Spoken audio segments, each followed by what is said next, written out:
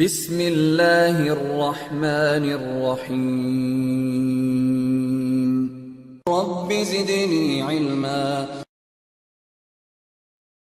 إن الحمد لله نحمده ونستعينه ونستغفره ونؤمن به ونتوكل عليه ونعوذ بالله من شرور أنفسنا ومن سيئات أعمالنا من يهده الله فلا مضل له ومن يضلل فلا هادي له وأشهد أن لا إله إلا الله وحده لا شريك له وأشهد أن محمدا عبده ورسوله فإن خير الحديث كتاب الله وخير الهدي هدي محمد صلى الله عليه وسلم وشر الأمور محدثاتها وكل محدثة بدعة وكل بدعة ضلالة وكل ضلالة في النار.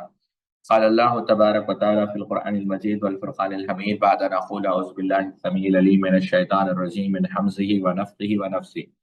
يا أيها الناس اتقوا ربكم الذي خلقكم من نفس واحدة وخلق منها زوجها وبث منهما رجالا كثيرا ونساء واتقوا الله الذي تساءلون به والأرحام إن الله كان عليكم رقيبا. يا أيها الذين آمنوا اتقوا الله وقولوا قولا سديدا يصلح لكم أعمالكم ويغفر لكم ذنوبكم ومن يطع الله ورسوله فقد فاز فوزا عظيما. سبحانك لا علم لنا إلا ما علمتنا إنك أنت العليم الحكيم. رب اشرح لي صدري ويسر لي أمري واحلل عقدة من لساني يفقهوا قولي. الحمد لله خالق الوجود من العدم الذي علم بالقلم علم الإنسان ما لم يعلم والصلاة والسلام على سید الاشرف الانبیاء المرسلین نبینا محمد وعلی آلہ واصحابہ اجمعین۔ تمام قسم کی تعریف، کبریائی اور بڑائی اللہ رب العزت کے لیے لائق و زیبا ہے، اور لاکھوں نہیں کروڑوں درود و سلام ہو تمام انبیاء کرام پر، اور خصوصاً اللہ کے رسول صلی اللہ علیہ وسلم پر۔ اللہم صلی علی نبینا محمد وعلی آل محمد کما صلیت علی ابراہیم وعلی آل ابراہیم انک حمید مجید۔ اللہم بارک علی محمد وعلی آل محمد کما بارکت علی ابراہیم وعلی آل ابراہیم انک حمید مجید۔ جیسا کہ آپ لوگ جانتے ہیں کہ استقامت کیسے حاصل کریں، اس کے متعلق چند دنوں سے ہماری بحث چل رہی ہے، اور شیخ نے جو مواد اس کتاب کے اندر، اور یعنی اتنی مفید کتاب ہے کہ کافی سارے نکات کو ایک جگہ شیخ نے ہمارے لیے جمع کر دیا، اور یہ واقعی میں بہت جو ہے سعادت کی اور بہت خوشی کی بات ہے کہ اللہ رب العزت نے جو ہے اس کتاب سے ہمیں جو ہے فائدہ اٹھانے کی توفیق عطا فرمائی۔ ایک سوال جو پچھلی مجلس میں آیا تھا جس کا جواب میں نہیں دے پایا، اور سوال کافی معقول تھا، کہ استقامت کے مقام کو، یا استقامت کسی عمل میں، یا استقامت کے درجے کو پہنچنے کے لیے کیا شرائط ہے۔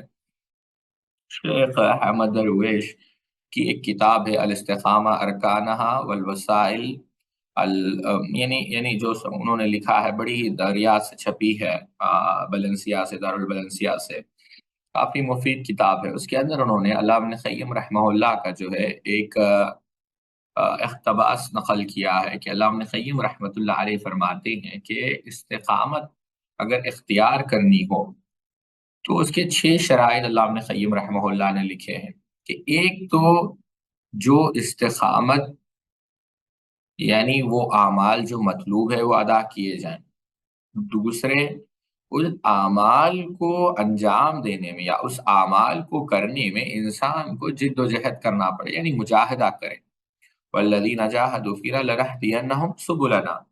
تیسرا کہ انسان جب اعمال کرے تو اپنے آپ کو محدود کرے، کہ وہی اعمال کرے جس کی جواز کی دلیل ہو، یعنی شریعت نے جس کی اجازت دی۔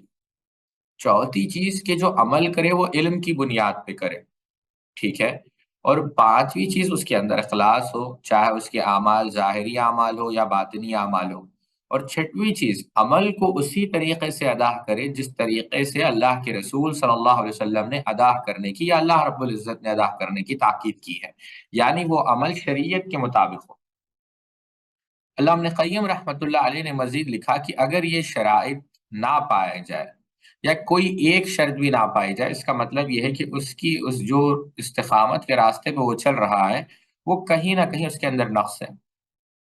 اور آپ دوسری تیسری شرط پر خاص کر غور کریں گے کہ ایک تو وہ مجاہدہ کرے، اور دوسرا وہ جو ہے اپنے آپ کو جو ہے محدود رکھے، یعنی وہ جہاں پر جواز، اس کا مطلب کیا ہے کہ انسان حدود میں رہ کر عمل کرے، یعنی نہ تشدد سے کام لے اور نہ ہی تساہل سے کام لے، یعنی اعتدال کا راستہ وہ اختیار کریں، دوام اس کے اندر موجود ہو، یہ معنی ہے۔ اگر اس کو اور آسان میں سمجھنا چاہے تو بعض اہل علم نے، جیسا کہ آپ جب اربعین نووی کی شرح پڑھیں گے تو آپ کو بہت سارے ایسے چیزیں ملیں گے جہاں پر اور بھی تفصیل آپ کو نظر آئے گی کہ کس طریقے سے جو ہے استقامت کو حاصل کیا جا سکتا ہے۔ اور میں طلباء کو یہی نصیحت کروں گا کہ آپ لوگ ضرور ان باتوں کو نوٹ کر لیں، کیونکہ بسا اوقات جو ہے لیکچر جو ہے کافی لیٹ سے اپلوڈ ہو رہا ہے، یا پھر بسا اوقات یوں سمجھے اپلوڈ ہونے میں کافی دیر ہو رہی ہے۔ تو اس کے بعد اہل علم نے، یعنی استقامت کو جو ہے پیدا کرنے کے جو شرائط بعض اہل علم نے بیان کیے ہیں، اور دلچسپ یعنی انہوں نے بھی جو ہے یہ کہا ہے کہ مجاہدے کا ذکر تو کیا ہے، لیکن اس کے اندر جو ترتیب انہوں نے بیان کی ہے وہ ترتیب مجھے کافی اچھی لگی، اور اسی وجہ سے میں چاہتا ہوں کہ طلباء بھی جو ہے اس کو سمجھیں۔ پہلی شرط جو ان لوگوں نے بیان کی وہ یہ ہے کہ انسان جب استقامت حاصل کرنا چاہے تو ہمیشہ وہ اس بات کا شعور رکھے کہ اس کی جو منزل ہے وہ آخرت ہے، یعنی قیامت کے دن اس کو اللہ رب العزت کے سامنے کھڑے ہونا ہے۔ آپ اسلاف کو دیکھیے، سفیان الثوری رحمہ اللہ کے متعلق آتا ہے، ان کے تلامذہ نقل کرتے ہیں کہ سفیان الثوری رحمہ اللہ کے جو جیب میں ہمیشہ ایک رخا یعنی ایک کارڈ ہوا کرتا تھا، اور وہ کارڈ یہ تھا کہ سفیان اس دن کو مت بھولو، یا پھر اس دن کو یاد کرو جس دن تمہیں اللہ کے سامنے ثم لا تسألن یومئذ عن النعیم، ہر چیز کا جو ہے تمہیں سوال کا جواب، ہر چیز کا تم سے سوال ہونے والا ہے، اور اس کا تمہیں جو ہے جواب دینا ہے۔ بلکہ بعض اسلاف نے تو کیا کہا کہ اگر تم صبح، اللہ تعالیٰ تمہاری صبح آنکھ کھول دے، یعنی صبح تم کو نصیب ہو جائے، تو انتظار مت کرو شام کا، کیونکہ پتہ نہیں کہ شام تک تم زندہ رہو گے یا نہ رہو گے، آخرت کی تیاری کرو۔ دوسری چیز کیا ہے ساتھیوں؟ مشارت یا مشارتہ آپ کہہ لیں، کہ انسان یعنی یوں سمجھے، اگر میں انگلش میں کہوں آسان انداز میں سمجھانے کے لیے، وہ کمیٹڈ ہو کہ ہاں بھائی مجھے استقامت اختیار کرنا ہے کسی بھی صورت میں، چاہے جو بھی ہو جائے۔ تیسری چیز مجاہدہ، جد و جہد اس کو کرنا ہے، کیونکہ محض بہت سارے ایسے لوگ ہیں جیسے اسلاف نے کہا کہ ایک اچھے ارادے میں اور ایک اچھے خواب میں زیادہ فرق نہیں ہوتا۔ کیوں؟ اگر اس پر عمل نہ کیا جائے تو وہ ارادہ خواب کی طرح ہے، اس کا کوئی فائدہ نہیں۔ تو مجاہدہ، جو مشارطہ اس نے کیا ہے وہ جو ہے مجاہدہ کرے۔ اور چوتھی چیز کیا ہے ساتھیوں؟ مراقبہ۔ بہت سارے لوگ سمجھیں گے کہ مراقبہ اصل میں تصوف صوفیوں کی اصطلاح، ایسا نہیں ہے۔ بار بار ہم پڑھتے ہیں کیا ہے، یا ایھا الناس اتقوا ربکم الذی خلقکم من نفس واحدہ وخلق منها زوجها وبث منهما رجالا كثيرا ونساء واتقوا الله الذي تساءلون به والارحام ان الله كان عليكم رقیبا، کہ اللہ رقیب ہے۔ کیا معنی؟ کہ اللہ تعالیٰ جو ہے آپ کے اعمال کو دیکھ رہا ہے۔ سیدنا عبداللہ ابن عمر رضی اللہ تعالیٰ عنہ کے متعلق امام ذہبی سیر اعلام النبلاء میں نقل کرتے ہیں کہ آپ ایک دفعہ طواف کر رہے تھے تو عروہ ابن زبیر رحمہ اللہ نے کیا کہا کہ ہم آپ کی بیٹی حفصہ سے نکاح کرنا چاہتے، تو جواب نہیں دیا۔ جب مدینہ واپس آئے تو کیا کہا کہ گویا میں خالق اور مخلوق یعنی میرے اور اللہ کے درمیان کسی اور کو حائل نہیں کرنا چاہتا تھا، اس وجہ سے عروہ میں نے تمہارا جواب نہیں دیا۔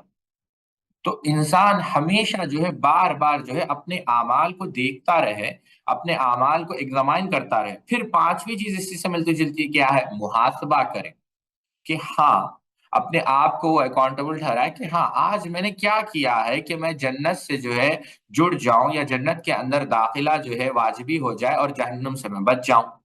اور چھٹویں چیز ملامت، یعنی انسان ہمیشہ اپنے آپ کو قصوروار ٹھہرائے، ایسا نہ ہو، کیونکہ دیکھیں انسان اللہ رب العزت کے علاوہ کوئی بھی عیب سے مبرہ اور منزہ نہیں، انبیاء علیہ السلام کے علاوہ کوئی بھی گناہوں سے محفوظ نہیں۔ تو ظاہر سی بات ہے، سددوا، آپ صلی اللہ علیہ وسلم کی نصیحت تو ہے کہ آپ استقامت حاصل کریں اور مکمل حاصل کریں، لیکن ظاہر سی بات ہے مکمل جب آپ نہیں کر پائیں گے تو وہاں پر کیا کریں کہ ہاں یہاں پر مجھ سے غلطی ہوئی ہے اور اس کا ذمہ دار میں ہوں۔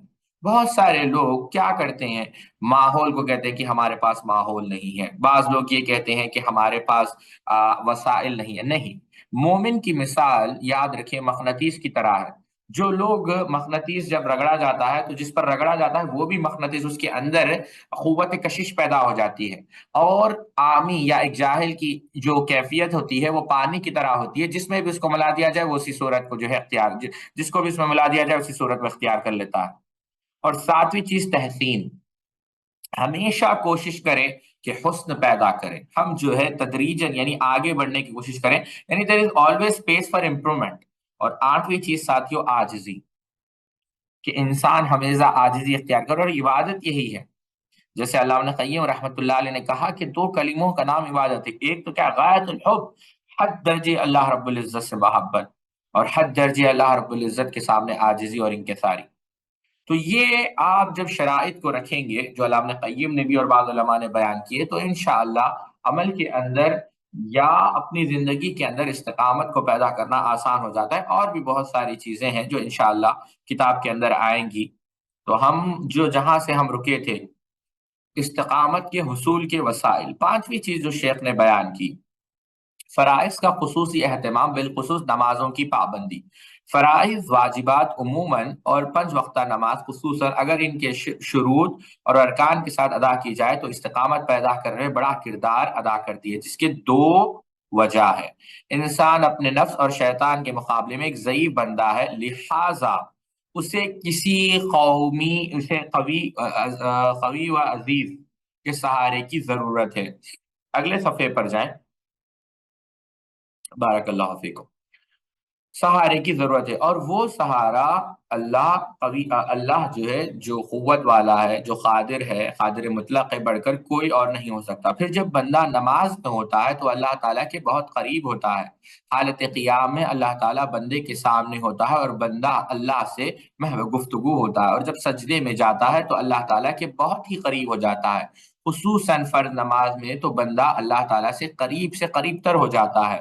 اور حدیث قدسی ہے کہ اللہ رب العزت، حدیث قدسی تو آپ جانتے ہیں کہ اللہ رب العزت کیا فرماتا ہے، وَمَا تَقَرَّبَ إِلَيَّ عَبْدِي بِشَيْءٍ أَحَبَّ إِلَيَّ مِمَّا افْتَرَضْتُ علیہ، کہ بندہ جو ہے اگر مجھ سے قریب ہو رہا ہے، یا پھر جن عبادتوں کے ذریعے بندہ میرے قرب حاصل کرتا ہے، ان میں سے کوئی عبادت مجھے اس قدر پسند نہیں جس قدر وہ عبادت پسند ہے جو میں نے کس پر فرض کیے ہیں، اپنے بندے پر فرض کیے ہیں۔ اور ایک حدیث میں آتا ہے جس کو امام ابو داؤد نے اور متعدد محدثین نے نقل کیا، اور سیدنا ابو ہریرہ رضی اللہ عنہ اس کے راوی ہے، اور یہ الفاظ اللہ کے رسول صلی اللہ علیہ وسلم کیا کہا، اقرب ما يكون العبد من ربی وهو ساجد فاکثر الدعاء، کہ اللہ کے رسول صلی اللہ علیہ وسلم نے کیا کہا کہ بندہ اپنے رب سے سب سے زیادہ قریب سجدے کی حالت میں ہوتا ہے، اور بعض روایت ہے کہ فاکثر، تم جو ہے کثرت کے ساتھ اس حالت میں دعا کرو۔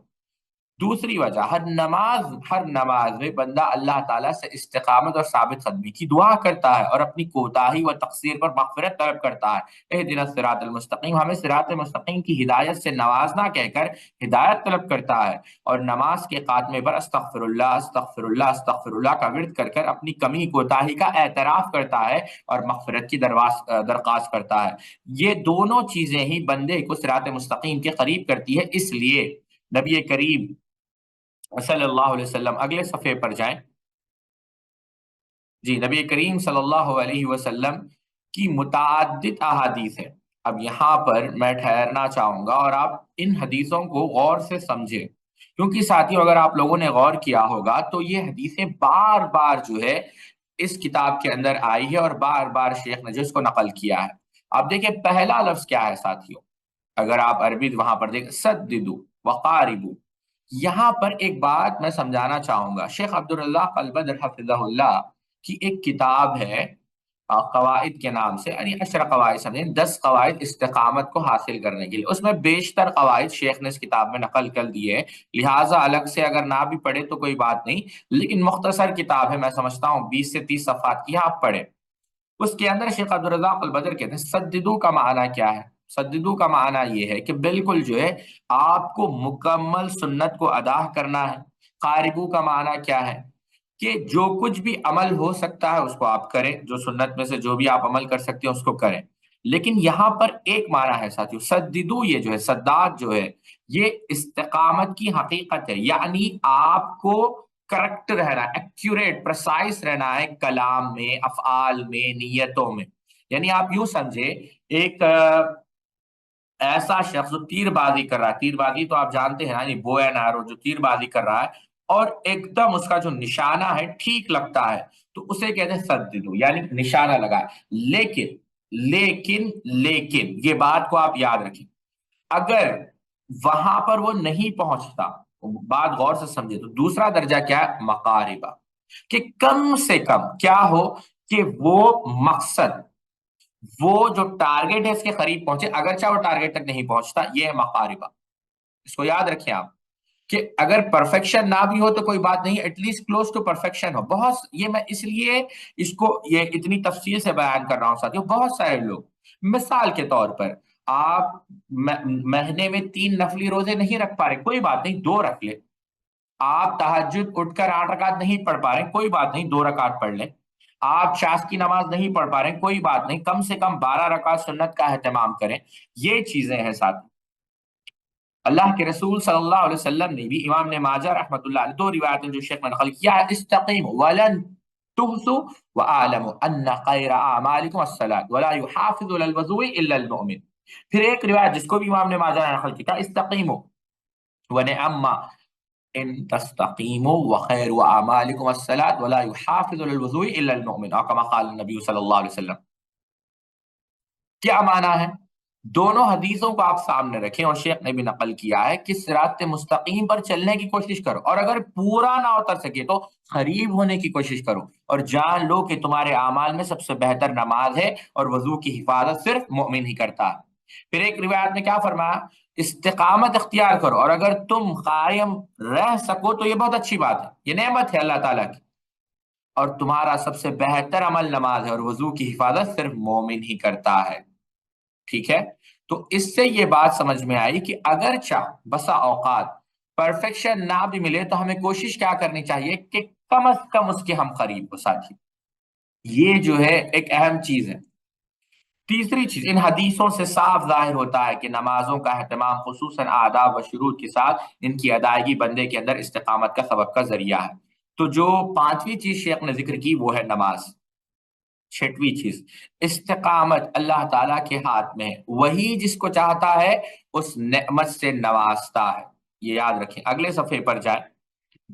نوازتا ہے اور جس کو چاہتا ہے اس سے محروم کر دیتا ہے. شیخ عبدالرزاق البدر نے پہلا قاعدہ یہی بیان کیا کہ یہ جو استقامت ہے اللہ تعالیٰ کا ایمان، اللہ تعالیٰ کا انعام ہے. اللہ تعالیٰ جس پر چاہے اس کو جو ہے اللہ تعالیٰ انعام کرتا ہے. ارشاد باری تعالیٰ من یشاء اللہ یضللہ ومن یشاء یجعلہ علی صراط مستقیم. اللہ تعالیٰ جسے چاہے اسے گمراہ کرتا ہے اور جس کے متعلق چاہتا ہے اسے راہ راست پر لگا دیتا ہے. ایک اور جگہ ارشاد ہے واللہ یدعو الی دار السلام ویہدی من یشاء الی صراط مستقیم، اور اللہ تمہیں سلامتی کے گھر جنت کی طرف بلاتا ہے اور جسے چاہتا ہے سیدھی راہ دکھلاتا ہے. یہی وجہ ہے نبی کریم صلی اللہ علیہ وسلم بکثرت اللہ تبارک و تعالیٰ سے استقامت کی دعا کرتے تھے. ذیل میں چند دعائیں نقل کی جاتی ہے. ام المؤمنین عائشہ صدیقہ رضی اللہ تعالیٰ عنہ سے روایت ہے کہ رسول اکرم صلی اللہ علیہ وسلم، اس حدیث کو امام مسلم نے نقل کیا ہے، رسول اکرم صلی اللہ علیہ وسلم رات میں نماز کے لیے جب کھڑے ہوتے تو اپنی نماز کی ابتدا اس دعا سے کرتے: اللہم رب جبریل و میکائیل و اسرافیل فاطر السماوات والارض عالم الغیب والشہادہ انت تحکم بین عبادک فیما کانوا فیہ یختلفون اہدنی لما اختلف فیہ من الحق باذنک انک تہدی من تشاء الی صراط مستقیم. اے اللہ جو جبریل کا، میکائیل کا، اسرافیل کا رب ہے، آسمانوں اور زمینوں کو پیدا کرنے والے، سب سے ظاہر و پوشیدہ کو جاننے والے، اگلے صفحے پر جائے، پوشیدہ کو جاننے والے، تیرے بندے کے درمیان جو اختلاف ہوتا ہے تو اسی کا فیصلہ کرتا ہے. تو ہی اپنے فضل سے جس بارے میں لوگ اختلاف کرتے ہیں اس بارے میں میری حق کی طرف رہنمائی فرما، بے شک تو ہی ہے جسے چاہے سیدھی راہ دکھا دیتا ہے. یعنی دیکھیں صراط مستقیم کا سوال کس سے کیا جا رہا ہے اور دعا مانگنے والے کون ہیں؟ اللہ کے رسول صلی اللہ علیہ وسلم. یہاں پر آپ نے غور کیا ہوگا 3 فرشتوں کا ذکر آیا ہے. جو موت کا فرشتہ جو بار بار کہا جاتا ہے کہ وہ اسرائیل ہے، اس کی کوئی حقیقت نہیں ہے ساتھی. ٹھیک ہے، یہ بات بھی یاد رکھیں. دوسری بات کیا ہے؟ سیدنا انس ابن مالک رضی اللہ تعالی عنہ سے روایت ہے کہ اللہ کے رسول صلی اللہ علیہ وسلم نے کیا کہا؟ کیا بکثرت دعا کرتے تھے، یا مقلب القلوب ثبت قلبی علی دینک۔ حضرت انس کہتے ہیں کہ ایک بار ہم نے کہا، اللہ کے رسول، ہم آپ پر ایمان لائے اور آپ کی لائی ہوئی تعلیم کو قبول کیا۔ امام ترمذی رحمہ اللہ اس کو سنن کے اندر نقل کرتے ہیں۔ جی، اب سوال یہاں پر یہ ہے، غور سے سمجھیں اس بات کو، اور بڑی دلچسپ حدیث ہے، اور میں چاہتا ہوں کہ آپ لوگ اس کو توجہ سے سنیں۔ سیدنا انس نے کیا کہا کہ ہم اللہ کے رسول ہم پر ایمان لائے اور آپ کی لائی ہوئی تعلیم کو قبول کیا، تو کیا آپ کو ہمارے بھٹک جانے کا خطرہ ہے؟ آپ صلی اللہ علیہ وسلم نے فرمایا، ان القلوب، غور کریں، ان القلوب یعنی دل، بین اصبعین۔ اب دیکھیں، انگلیوں کا ذکر ہو رہا ہے، من اصابع الرحمن، کس کا؟ من اصابع الرحمن عز وجل یقلبها کیف یشاء، سبحان اللہ۔ جی ہاں، بلا شبہ دل اللہ تعالیٰ کی دو انگلیوں کے درمیان ہوتے ہیں، اللہ تعالیٰ کی دو انگلیوں کے درمیان ہوتے ہیں، وہ جسے چاہتا ہے الٹتا ہے، پلٹتا ہے۔ یہاں پر دیکھیں آپ ساتھیوں، اللہ تعالیٰ کی انگلیوں کا ذکر آیا۔ بعض روایت جس کو امام مسلم نے اپنی سنن کے اندر نقل کیا، ان قلوب بنی آدم کلها ہر بنی آدم بین اصبعین من اصابع الرحمن، یعنی یہ جو دل ہوتے ہیں اللہ کے دو انگلیوں کے درمیان ہوتے ہیں۔ پتا کیا چلا کہ اللہ تعالیٰ کی جو انگلیاں ہیں، یہاں پر تو میں ٹھہرنا چاہوں گا اور اس بات کو بڑی ہی تفصیل کے ساتھ سمجھانا چاہوں گا، اور آپ دیکھیں سبحان اللہ، امام حفظ رحمہ اللہ، امام حفظ حرب الکرمانی رحمہ اللہ کی ایک کتاب ہے، کتاب السنہ۔ یہ کون ہے؟ حرب ابن اسماعیل الکرمانی رحمۃ اللہ علیہ، امام ابن حنبل کے شاگرد ہیں، میں تفصیل سے نہیں جانا چاہوں گا۔ وہ کہتے ہیں کہ اہل علم کا، اہل اثر کا یہ مذہب ہے، اہل سنت کا یہ مذہب ہے، جو سنت کو لازمی پکڑتے ہیں اور سنت کے ذریعے سے پہچانے جاتے ہیں اور جن کی اتباع کرنی چاہیے۔ میں نے علماء عراق کو دیکھا، علماء حجاز کو دیکھا، علماء شام کو دیکھا، یعنی ان یہ پورے علماء کو دیکھا، اور جو کوئی ان عقائد کا انکار کرتا ہے یا رد کرتا ہے یا اس کے اندر نقص نکالتا ہے، تو سمجھ جاؤ کہ یہ بدعتی ہے، اہل سنت سے خارج ہے، سنت کے راستے سے ہٹ چکا ہے۔ اور یہ جو باتیں میں بیان کر رہا ہوں، یہی مذہب امام اہل سنہ امام احمد بن حنبل کا ہے، اسحاق ابن رحوے کا ہے، عبداللہ ابن زبیر الحمیدی کا ہے، یہ امام شافعی کے شاگرد تھے، امام بخاری کے استاد تھے، سعید ابن منصور کا ہے، اور ان لوگوں کا ہے جن سے انہوں نے علم حاصل کیا اور جن سے ہم نے علم حاصل کیا، یعنی یہ خیر القرون کا کیا ہے؟ عقیدہ ہے۔ اور اس میں سے ایک چیز جو حرب الکرمانی رحمہ اللہ نے بیان کی کہ کیا، سبحان اللہ، کہتے ہیں کہ مخلوقات، انسان یعنی جو اللہ تعالیٰ کے بندے، ان کے دل، ان کے قلوب اللہ تعالیٰ کے دو انگلیوں کے درمیان، اور اللہ تعالیٰ جیسے چاہے ان کو پھیر دے اور جیسے چاہے ان کو ہدایت دے۔ سمجھ رہے ہیں آپ؟ یہ اہل سنت والجماعت کا ایمان ہے۔ بلکہ ایک اور بات میں نقل کرنا چاہوں گا اور غور سے سنیں، امام سلیمان الاعمش رحمہ اللہ بیان کرتے ہیں، جب یہ حدیث بیان کی جاتی تو امام سلیمان الاعمش رحمۃ اللہ علیہ اپنے انگلیوں سے اشارہ کرتے، تشبیہ کے لیے نہیں، ثابت کرنے کے لیے کہ یہ صفات مجازی نہیں، صفات حقیقی ہے، یہ اللہ تعالیٰ کی حقیقی صفات ہے۔ دوسری بات یہی، ابن سعید القطان رحمۃ اللہ علیہ کہتے ہیں کہ امام عبداللہ ابن احمد ابن حنبل، جو احمد ابن حنبل کے بیٹے تھے، وہ بیان کرتے ہیں کہ ہم اپنے والد سے ہم نے سنا کہ جب یہ صفات، یعنی جب یہ انگلیوں، متعدد احادیث ہیں، آپ اٹھا کر دیکھ سکتے ہیں جہاں پر ذکر ہے، مثال کے طور پر اگر آپ دیکھیں گے ساتھیوں، یہ ایسا نہیں ہے کہ یہ صرف امام مسلم نے نقل کیا، نہیں، اللہ اکبر، میں بس مثالیں دے رہا ہوں تاکہ آپ سمجھیں کہ محدثین نے کیسے ان صفاتوں کو نقل کیا ہے۔ امام ابو بکر ابن خزیمہ رحمۃ اللہ علیہ کتاب التوحید کے اندر باضابطہ انہوں نے ایک باب باندھا ہے، باب اس بات کہ ہم اس صفت کو ثابت کر رہے ہیں۔ کون سی صفت؟ کہ اللہ تعالیٰ کی انگلیاں۔ امام ابو بکر اجری رحمۃ اللہ علیہ نے کتاب الشریعہ کے اندر ایک باب باندھا ہے، باب الایمان، اور اس کے اندر انہوں نے باضابطہ کتاب الایمان کے اندر اس بات کو ثابت کیا ہے کہ اللہ تعالیٰ کی انگلیاں۔ امام بغوی رحمۃ اللہ علیہ نے شرح السنہ کے اندر اس حدیث کو نقل کیا، باضابطہ لکھا ہے صفت من صفات اللہ عز وجل، کہ اللہ تعالیٰ کی صفت ہے۔ تو یہ بلکہ ایک امام گزرے ہیں اور جن کا میں نے شاید ذکر بھی کیا ہوگا، ابو اسماعیل الحروی رحمۃ اللہ علیہ، جن کی جو ولادت ہوئی 396 ہجری میں ہوئی اور 481 ہجری میں آپ کا انتقال ہوا، اور شیخ علی نصیر الفقیہی رحمہ اللہ، جن کا ایک ہفتہ پہلے انتقال ہوا، انہوں نے اس کتاب کی تحقیق بھی کی، جو اربعین، جو کتاب التوحید ہے، اربعین، انہوں نے کتاب لکھی اربعین، اس کے اندر بھی اگر آپ 26واں باب اٹھا کر دیکھیں، باضابطہ انہیں باب باندھا ہے اس کے متعلق کہ اللہ تعالیٰ کی انگلیوں کے متعلق ثابت، یعنی اللہ تعالیٰ کی انگلیوں کا جو ہے ثبوت احادیث کی روشنی میں، اور وہاں پر انہوں نے روایتیں نقل کی ہیں۔ تو بتانا مقصد یہ ہے کہ اہل سنت والجماعت کا جو ہے یہ عقیدہ ہے، یہ پہلی بات یہ عرض کر رہا تھا۔ امام بن حنبل رحمۃ اللہ علیہ جب روایتیں بیان کرتے تو ان کے بیٹے کہتے میں نے دیکھا کہ وہ انگلیوں سے اشارہ کرتے۔ اس کا معنی کیا ہے ساتھ؟ اس کا معنی یہ نہیں کہ تشبیہ ہے، نعوذ باللہ من، نہیں، اس بات ثابت کرنے کے لیے۔ اور ایک واقعہ جو میں آپ کو نقل کرنا چاہوں گا اسی سے متعلق ہے کہ جو لوگ اس کا انکار کرتے ہیں تو سمجھ جانا چاہیے ساتھیوں کہ وہ لوگ اہل سنت والجماعت کے منہج پر نہیں ہیں۔ وکیع بن جراح رحمہ اللہ بھی یہی کہتے ہیں کہ جب سیدنا عبداللہ بن مسعود رضی اللہ، جو حدیث ہے کہ اللہ تعالیٰ قیامت کے دن جو ہے اپنے انگلیوں پہ آسمان کو، پہاڑوں کو اٹھائے گا، ایک طویل حدیث ہے، ظاہر سی بات ہے وہ ہمارا موضوع نہیں ہے، تو اس پر کیا ہے، اس پر ہم کیفیت، وکیع بن جراح رحمہ اللہ کہتے ہیں، غور سے سنیں، نسلم هذه الاحادیث کما جاءت، اللہ اکبر، ہم ان حدیثوں کو ایسے ہی تسلیم کرتے ہیں جیسے وہ ہمارے پاس پہنچی ہے، ولا نقول کیف کذا، ہم یہ نہیں پوچھتے کہ یہ کیسے ہے، ولا لما کذا، ہم یہ بھی نہیں پوچھتے کہ ایسا کیوں۔ یاد رکھیں، وکیع بن جراح رحمہ اللہ کہتے ہیں، امام ابن حنبل رحمہ اللہ کے بیٹے کتاب السنہ کے اندر اس کو نقل کرتے ہیں۔ تو اب یہ پتا چلا ساتھیو، جی ہاں، بلا شبہ دل اللہ تعالیٰ کی دو انگلیوں کے درمیان میں ہوتے ہیں، وہ جسے چاہتا ہے الٹتا ہے، پلٹتا ہے۔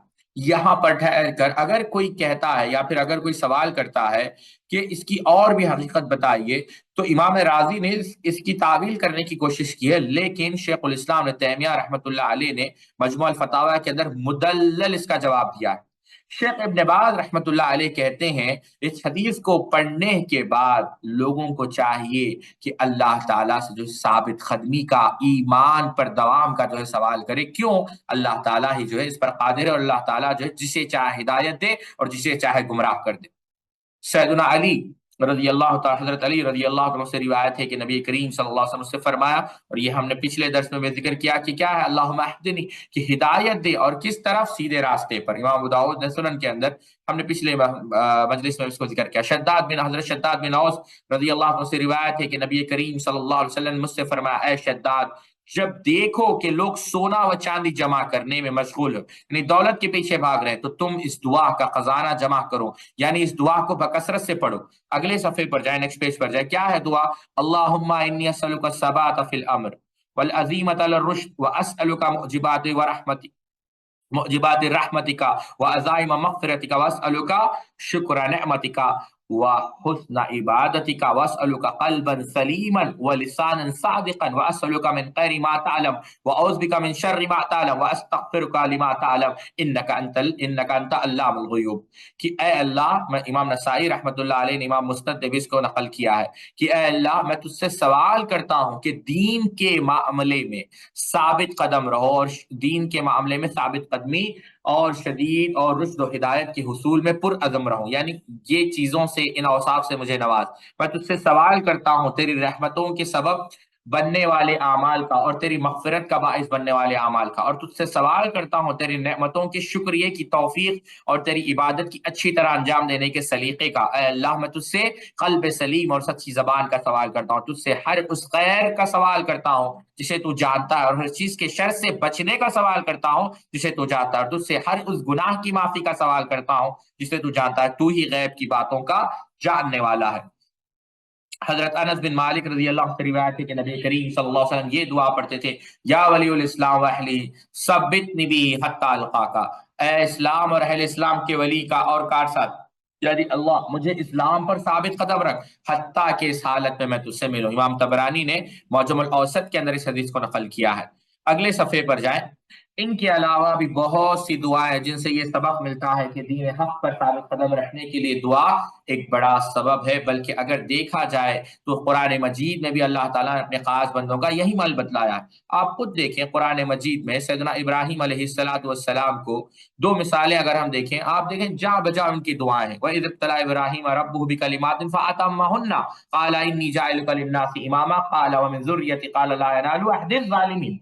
آپ دیکھیں اللہ تعالیٰ نے ان کو آزمایا بعض کلمات کے ذریعے سے، امتحانات لیا، اور اس میں وہ کامل اترے۔ تو جب اللہ تعالیٰ نے کیا کہا، میں تجھے سب لوگوں کا پیشوا امام بنانے والا ہوں، تو یہ دعا خود آپ بی بی مریم کو دیکھیں، اللہ اکبر، اللہ تعالیٰ نے پورے قرآن مجید میں صرف ایک خاتون کا نام لیا اور وہ ہے مریم۔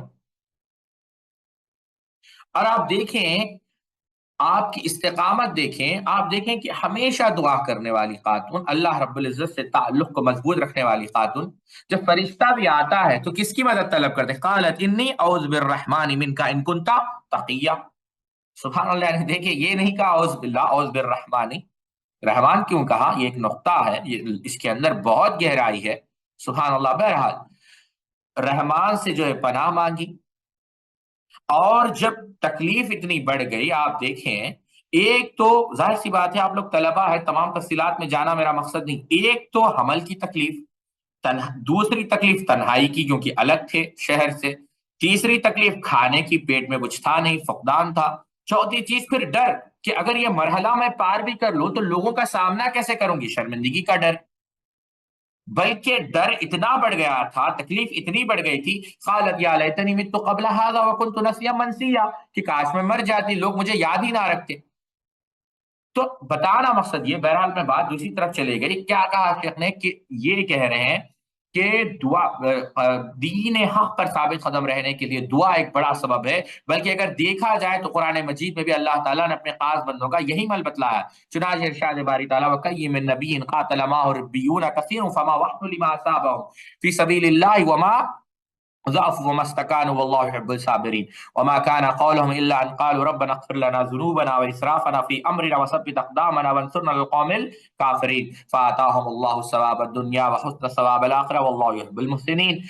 بہت سے نبیوں کے ہم رکاب ہو کر بہت سے اللہ والے جہاد کر چکے ہیں، انہی بھی اللہ کے راہ میں تکلیفیں پہنچی، لیکن نہ تو انہوں نے ہمت ہاری، نہ سست ہوئے، اور نہ دبے، اور اللہ صبر کرنے والوں کو ہی چاہتا ہے۔ وہ یہی کہتے رہے تھے، وہ یہی کہتے رہے کہ اے پروردگار ہمارے گناہوں کو بخشش دے، ہم سے ہمارے کاموں میں جو بے جا زیادتی ہوئی ہے اس سے بھی معاف فرما، ہمیں ثابت قدمی عطا فرما، اور ہمیں کافروں کی قوم پر مدد دے۔ اللہ تعالیٰ نے انہیں دنیا کا اچھا انجام بھی دیا اور آخرت کے ثواب کی خوبی بھی عطا فرمائی، اور اللہ تعالیٰ نیک لوگوں سے محبت کرتا ہے۔ تو حسن بصری رحمہ اللہ یہ آیت ان الذین قالوا ربنا اللہ ثم استقاموا پڑھتے تو کیا کہتے ہیں کہ تو ہمارا رب ہے اور ہمیں فرزقنا، کیا ہمیں دے، کیا دے؟ استقامہ۔ اللہ تو ہمارا رب ہے، لہٰذا تو ہمیں استقامت عطا فرما، جیسے امام تبری نے تفسیر تبری کے اندر نقل کیا۔ اگلے صفحے پر جائیں، قرآن مجید کی تلاوت خصوصاً تدبر و فکر کے ساتھ، قرآن مجید کتاب ہدایت ہے، اللہ تعالیٰ نے اس کتاب کو سراپا مبارک بنایا ہے، اس کا پڑھنا مبارک ہے، اس کی تعلیم و تعلم مبارک ہے، اس پر عمل مبارک ہے، اس میں تدبر و تفکر سے کام لینا مبارک ہے۔ ارشاد باری تعالیٰ کتاب انزلناہ الیک مبارک لیدبروا آیاتہ ولیتذکروا اولو الالباب۔ یہ کتاب جسے ہم نے آپ کی طرف نازل کیا ہے سراپا مبارک ہے، اس لیے چاہے کہ لوگ اس کی آیتوں پر غور کرے اور عقل مند اس نصیحت حاصل کرے۔ نیز یہ بھی دھیان رہے کہ قرآن مجید شفا ہے خصوصاً دلوں کی بیماریوں کے لیے، اور یہ معلوم ہے کہ استقامت کی کمی یا اس کا فقدان دل کی بیماریوں خصوصاً شبہات و شہوات کی بیماریوں کی وجہ سے۔ ارشاد باری تعالیٰ یا ایھا الناس قد جاءتکم موعظۃ من ربکم وشفاء لما فی الصدور وہدی ورحمۃ للمؤمنین۔ لوگ تمہارے پاس تمہارے رب کی طرف سے نصیحت آ چکی ہے، یہ دلوں کے امراض کی شفا اور مومنوں کی ہدایت اور رحمت ہے۔ لہذا جو شخص اپنے اندر استقامت کی کمی محسوس کرتا رہا ہو یا فتنوں کی وجہ سے پا استقامت کے متزلزل ہونے کا خطرہ ہو، اسے چاہیے کہ اس کتاب ہدایت کو حرز جان بنائے، بکثرت اس کی تلاوت کرے، اس کی آیت میں تدبر کرے۔ چنانچہ مخالفین کے مقابلے میں اپنی نبی کو تسلی دیتے ہوئے اللہ تعالیٰ نے فرمایا، اگلے صفحے پر جائیں، فاستمسک بالذی اوحی الیک انک علی صراط مستقیم وانہ لذکر لک ولقومک وسوف تسألون۔ بس جو وحی آپ کی طرف کی گئی ہے اسے مضبوط تھامے رہیں، بے شک آپ راہ راست پر ہے، اور بلا شبہ یہ قرآن آپ کے لیے بھی اور آپ کے قوم کے لیے بھی نصیحت ہے، اور ان قریب اس سے متعلق تم لوگوں سے سوال ہوگا۔ ایک اور جگہ ارشاد باری تعالیٰ وقال الذین کفروا لولا نزل علیہ القرآن جملۃ واحدہ کذلک لنثبت بہ فؤادک ورتلناہ ترتیلا۔ اور کافروں نے یہ کہا کہ یہ قرآن سارے کا سارا ایک ساتھ ہی کیوں نہ اتارا گیا، ایسا ہم نے اس لیے کیا کہ اس طرح ہم آپ کا دل مضبوط کرتے رہے، یہ آپ کی ہمت باندھتے رہے، اور ہم نے اسے ٹھہر ٹھہر کر پڑھ کر سنایا ہے، یعنی ہم نے اسے ٹکڑے ٹکڑے کر کے نازل کیا ہے تاکہ ہم اس کے ذریعے سے آپ کے دل کو مضبوط کرے، کیونکہ جب بھی قرآن کا کوئی حصہ نازل ہوتا آپ کی ثابت قدمی اور اطمینان میں اضافہ ہو جاتا تھا، خاص کر اس وقت جب اسباب قلق وارد ہوتے تھے تو آپ کا اطمینان بڑھ جاتا تھا، کیونکہ قلق پیش آنے پر قرآن کا نازل ہونا برمحل اور بہت زیادہ ثبات کا باعث تھا۔ اب ایک اور جگہ ارشاد باری تعالیٰ ان هذا القرآن يهدي للتي هي اقوم ويبشر المؤمنین الذين يعملون الصالحات ان لهم اجرا کبیرا، یقیناً یہ قرآن وہ راستہ دکھلاتا ہے جو بہت ہی سیدھا ہے، اور ایمان والوں کو جو نیک عمل کرتے ہیں، اگلے صفحے پر جائیں، جو نیک عمل کرتے ہیں اس بات کی خوشخبری دیتا ہے کہ ان کے لیے بہت بڑا اجر ہے۔ یعنی ایک طرف تو یہ قرآن وہی راستہ دکھاتا ہے جو صراط مستقیم ہے، اور ثنائیاً یعنی دوسری بات اہل ایمان اور عمل صالح کے کرنے والوں کے بہت بڑے اجر کی خوشخبری سنا کر اسے راستے پر مسلسل گامزن رہنے کی دعوت دیتا ہے۔ ایک اور جگہ ارشاد قل نزلہ روح القدس قل نزلہ روح القدس من ربک بالحق یثبت الذین آمنوا وہدی وبشری للمسلمین، آپ ان سے کہیے کہ اس قرآن کی روح القدس یعنی جبریل علیہ السلام نے آپ کی پروردگار کی طرف سے بتدریج نازل کیا تاکہ ایمان لانے والوں کے ایمان کو مضبوط بنا دے اور مسلمانوں کے لیے ہدایت اور بشارت۔ اور دوسری روایت نقل کی ہے کہ ان ابی شریح الخزاعی قال خرج علینا رسول اللہ صلی اللہ علیہ وسلم فقال ابشروا وابشروا الیس تشهدون ان لا الہ الا اللہ وانی رسول اللہ قالوا نعم قال فان هذا القرآن سبب ترفه بید اللہ وترفوه بأيديكم فتمسكوا به فإنكم لن تذلوا ولن تهلكوا بعده ابدا، اور کما قال نبی صلی اللہ علیہ وسلم خوش ہو جاؤ خوش ہو جاؤ، یہ قرآن ایک ایسی رسی ہے جس کا ایک سرا اللہ تعالیٰ کے ہاتھ میں اور دوسرا تمہارے ہاتھ میں، تم لوگ اسے مضبوطی سے تھامے رکھو اس لیے کہ اس کے بعد کبھی بھی گمراہ نہ ہوگے۔ قرآن مجید کس طرح استقامت کا سبب بنتا ہے؟ اہل علم نے اس کے متعدد وجوہات بیان کی ہیں، یہاں ہم 3 ذکر کریں گے۔ یہ 3 وجوہات کافی اہم ہے اور اس کے لیے کافی وقت چاہیے، اور کل کا پورا موضوع ان 3 نکات پر ہوگا۔ یہیں پر میں اپنی بات کو ختم کرتا ہوں۔ اللہ رب العزت ہمیں حق بات سننے کی اور حق بات سمجھنے کی توفیق عطا فرمائے۔ سبحانک اللہم و بحمدک اشہد ان لا الہ الا انت استغفرک و اتوب الیک۔ والسلام علیکم ورحمۃ اللہ وبرکاتہ۔